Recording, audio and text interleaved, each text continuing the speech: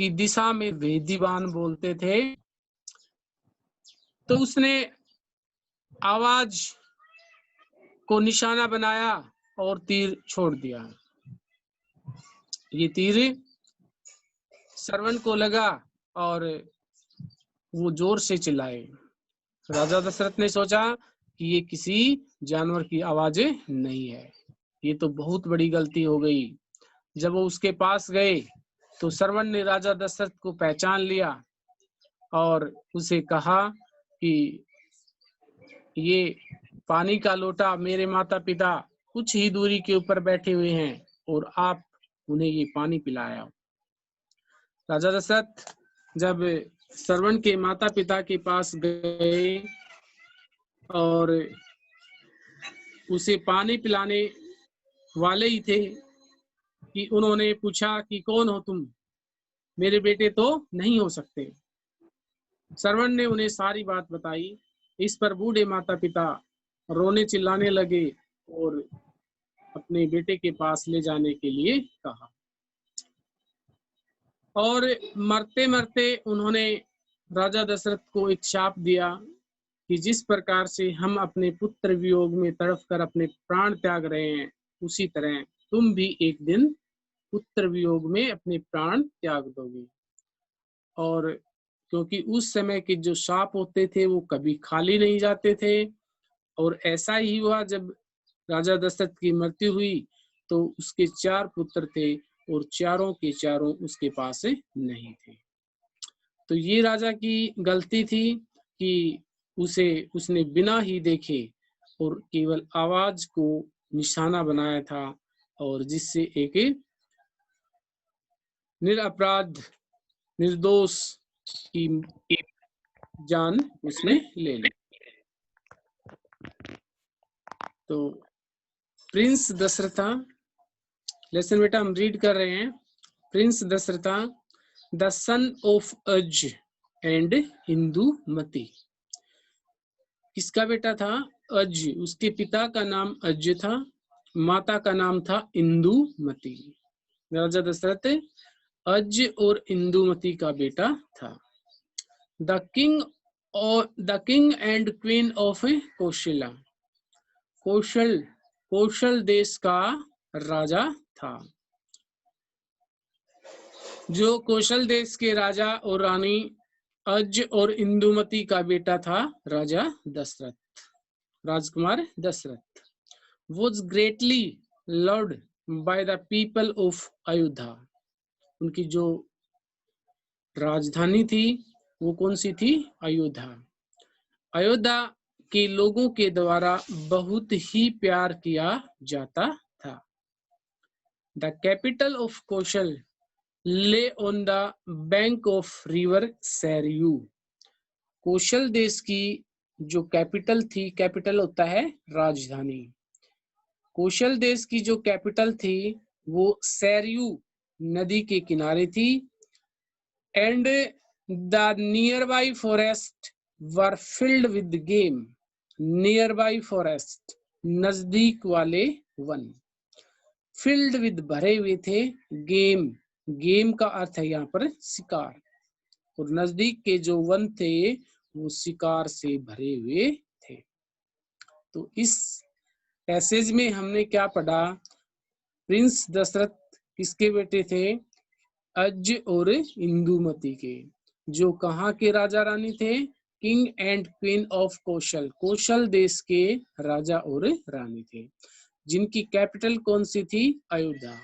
और अयोध्या के लोगों के द्वारा उसे बहुत प्यार दिया जाता था।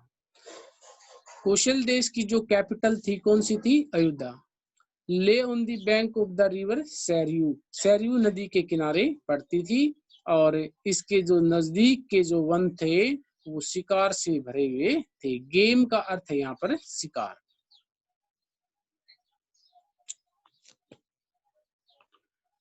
King a trained his son in all the arts necessary for a kshatriya warrior.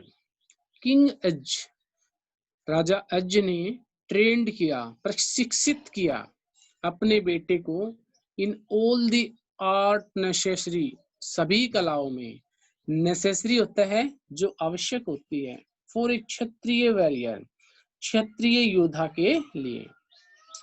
उस समय केवल 4 ही जातियां हुआ करती थी। कौन कौन सी थी वो? क्षत्रिय, वैश्य और ब्राह्मण और शूद्र, ये 4 जाति होती थी। कौन सी? क्षत्रिय, वैश्य, ब्राह्मण और शूद्र। क्षत्रिय थे वो राजकार्यों का काम संभालते थे, अर्थात राज करते थे। वैश्य जो आज के समय के जो व्यापारी लोग हैं उनको वैश्य कहा जाता था। ब्राह्मण जो धार्मिक ग्रंथों और रीति रिवाज इत्यादि के बारे में बताते थे, और जो शूद्र थे उस समय की सबसे जो निचली कौम होती थी, निचली जो जाति होती थी, उसे शूद्र कहा जाता था।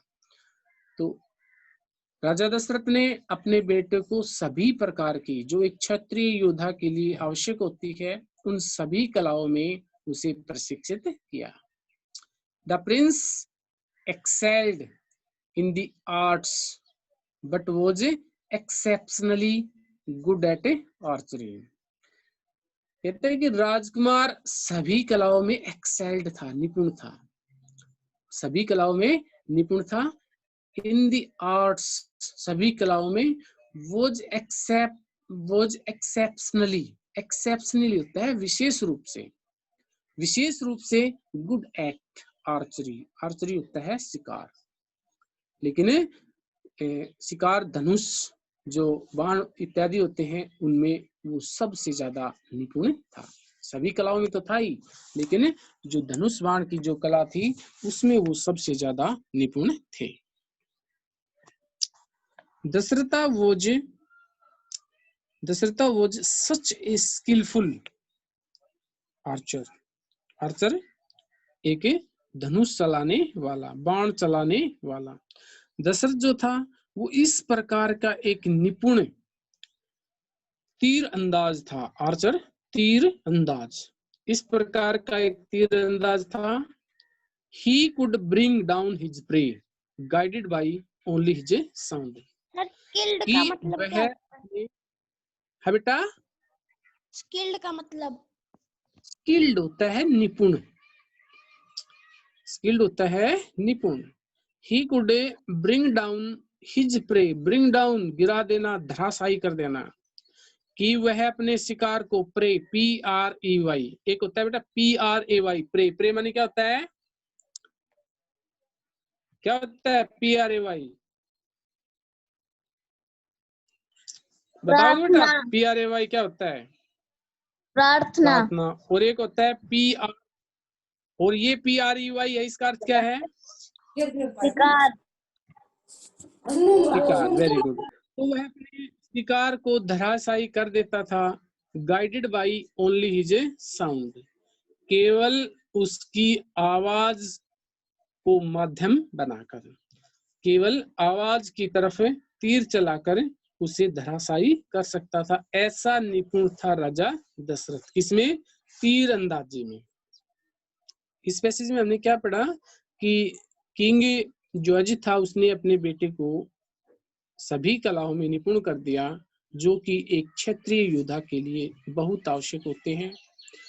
और राजा दशरथ सभी कलाओं में तो निपुण था ही, लेकिन विशेष रूप से वो तीर अंदाजी में बहुत ही निपुण था, और वो इस प्रकार का एक तीर अंदाज था कि अपने शिकार को केवल आवाज का माध्यम बनाकर ही धराशायी कर सकता था। अब आगे देखिए क्या हुआ कि वन डे, एक दिन, Dasharath went hunting in the forest, hunting होता है शिकार के लिए। एक दिन दशरथ शिकार के लिए, राजा दशरथ शिकार के लिए वन में गए। द नाइट फेल, रात हो गई।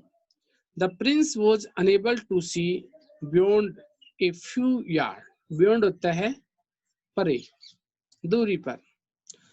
अनेबल होता है अयोग्य होना, असक्षम होना। राजकुमार कुछ ही दूरी पर भी नहीं देख सकता था। मतलब इतना अंधेरा हो गया कि वह कुछ गज, यार्ड होता है गज, कुछ गज की दूरी पर भी नहीं देख सकता था।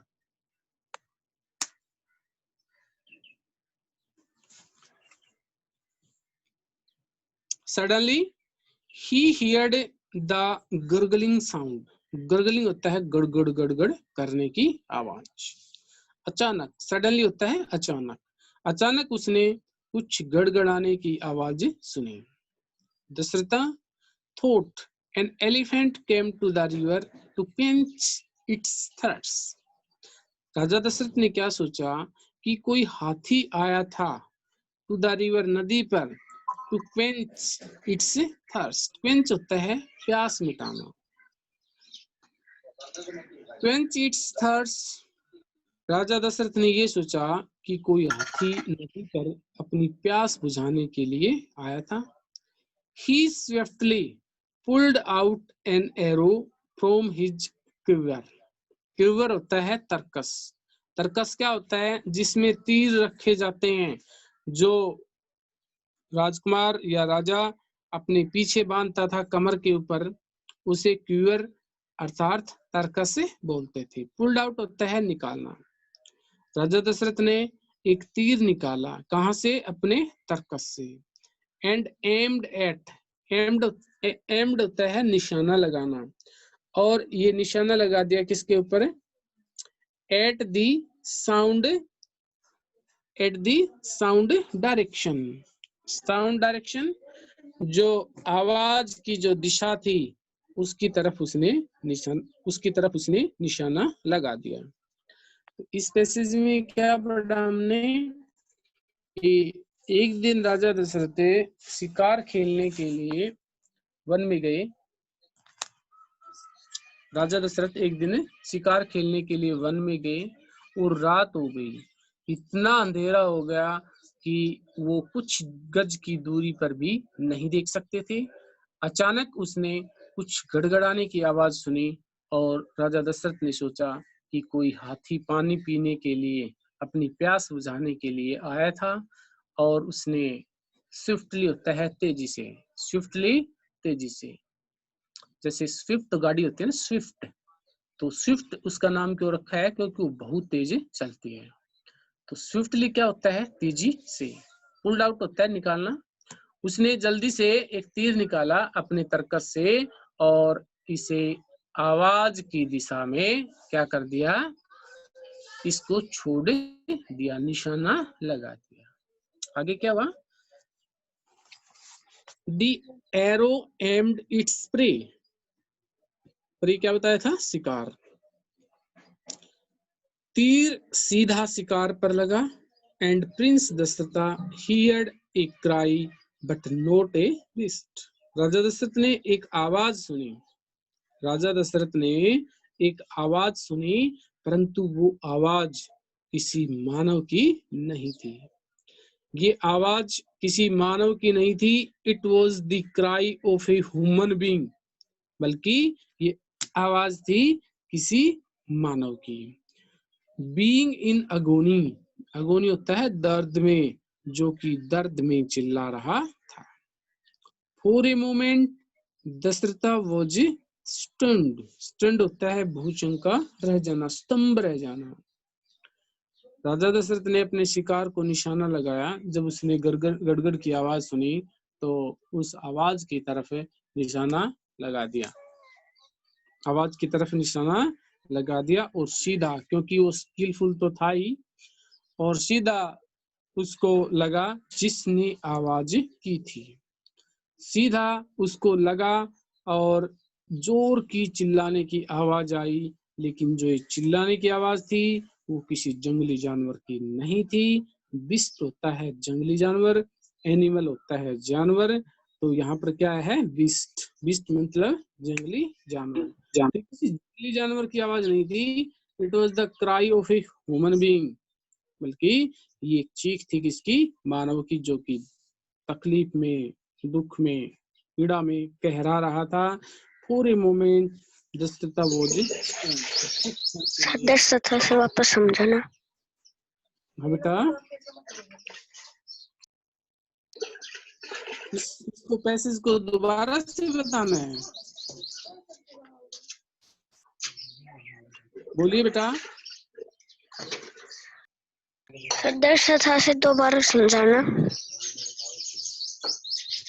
सरलता से दोबारा समझा। इस पैसेज को दोबारा बता देते हैं। देखिए, the arrow aimed its prey. Aimed होता है निशाना लगाना। तीर सीधा शिकार को लगा। And prince Dasharatha heard a cry but not a mic कर दो। जब आप क्वेश्चन पुटअप करते हो तो क्वेश्चन पूछते ही तुरंत माइक ऑफ कर दिया करो ताकि डिस्टरबेंस न हो।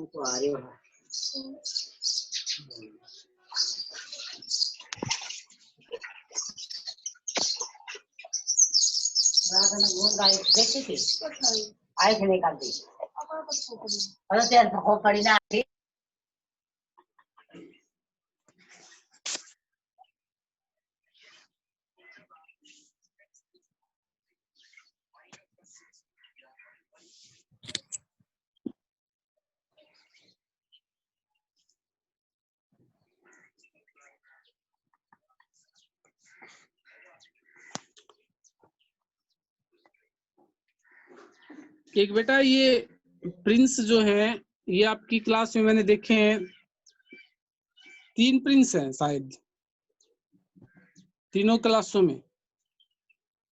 दो प्रिंस हैं। तो आप इसमें है ना अपना रोल नंबर डाल दिया करो, ठीक है, ताकि पता चल जाए कि कौन सा प्रिंस क्लास ले रहा है। सेक्शन और रोल नंबर ये जरूर मेंशन किया करो। The arrow aimed its prey. शिकार तीर इसके शिकार को लगा। And prince Dasharatha heard a cry but not a beast. राजकुमार दशरथ ने चीखने की आवाज तो सुनी परंतु ये किसी जानवर की आवाज नहीं थी। It was the cry of a human being. ये किसी मानव की, किसी ह्यूमन बीइंग की। ह्यूमन बीइंग कौन होता है? मानव की। मानव की ये आवाज थी। The cry of a human being in agony. जो कि एगोनी, एगोनी क्या होता है? तकलीफ में, पीड़ा में। For a moment Dasharatha was stunned. कुछ क्षण के लिए राजा दशरथ जो है स्टन्ड रह गए। मतलब कि बेटा प्रिंस और प्रियांशी, बेटा आप माइक ऑफ करो। आप डिस्टर्ब कर रहे हो। यदि आपको कुछ पूछना है तो पूछते ही तुरंत ही अपने माइक को ऑफ कर दिया। प्रिंस बेटा अभी आपका माइक ऑफ किया था मैंने, फिर आपने ओपन कर लिया। ये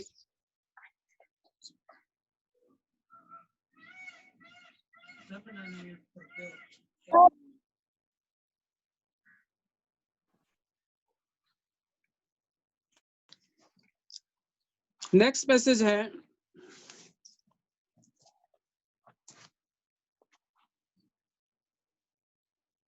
He ran towards the sound of agony. वह तुरंत ही उस पीड़ा की आवाज की तरफ दौड़ी। He saw a young boy lying on the ground and crying in pain. उसने क्या देखा कि एक युवक, उसने देखा कि एक नौजवान, यंग बॉय एक नौजवान, एक युवा बालक, लाइंग ऑन द ग्राउंड जो कि जमीन पर लेटा हुआ था, एंड क्राइंग इन पेन और पीड़ा से कहरा रहा था, चिल्ला रहा था। The arrow was in his chest. तीर उसकी छाती में था। Dasharatha went to the young boy and plead him. Plead होता है याचना करना, प्रार्थना करना। राजा दशरथ उस नौजवान के पास गए और उससे प्रार्थना की, याचना की। When servant saw the king, जब सर्वंट ने राजा को देखा, he told him, उसने पूछा, उसने कहा, ओ किंग, अरे राजा, what wrong have done I done you? What wrong have I done you, मैंने आपका क्या बिगाड़ा था। Why did you need to take my life, आपको मेरे जीवन लेने की जरूरत क्यों पड़ी। क्या हुआ कि जैसे ही साउंड आई चिल्लाने की, तो राजा तुरंत उस आवाज की तरफ दौड़े और उसने देखा कि एक नौजवान लड़का, एक नौजवान बालक दर्द से चिल्ला रहा था। एक युवक दर्द से चिल्ला रहा था। The arrow was in his chest, तीर उसकी छाती में था। दशरथ तुरंत उस लड़के की तरफ गए और उससे प्रार्थना की। वहन श्रवण साधा किंग, जब श्रवण ने राजा को देखा तो उसने उससे कहा कि oh king, what wrong have done you, कि अरे राजा, मैंने आपका क्या बिगाड़ा था। Why did you need to take my life, जो आपको मेरा जीवन लेने की जरूरत पड़ी। तो ये हमारा part first, page first complete हो गया है। आज आप केवल इतना ही रीड करोगे, लेकिन आपका होमवर्क ये है, इसके साथ ही आप इसके जो भी डिफिकल्ट मीनिंग है वो राइट करके जरूर देखें बेटा, क्योंकि राइट करोगे तभी इसकी स्पेलिंग आपको लर्न होगी। ठीक है, तो इसी के साथ आपकी जो क्लास है वो समाप्त होती है, और इसी के साथ बेटा बाय, थैंक यू।